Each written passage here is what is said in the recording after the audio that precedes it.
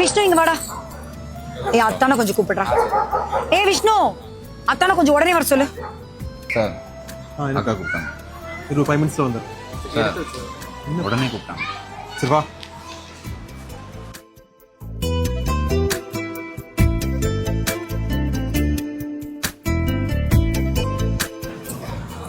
எதுக்கு கூப்பிட்டேன்னு கூட கேட்காம என்ன சிரிச்சுட்டே இருக்கீங்க? இல்ல உள்ள அவ்வளவு டென்ஷன்ல இருந்தேன். வந்தேன், இந்த சேரியில பார்த்தேன், சிரிச்சிட்டேன். ஆமா எதுக்கு? வந்துச்சுல இந்த அத்தானோட சிரிப்பு, அது பார்க்கதான்.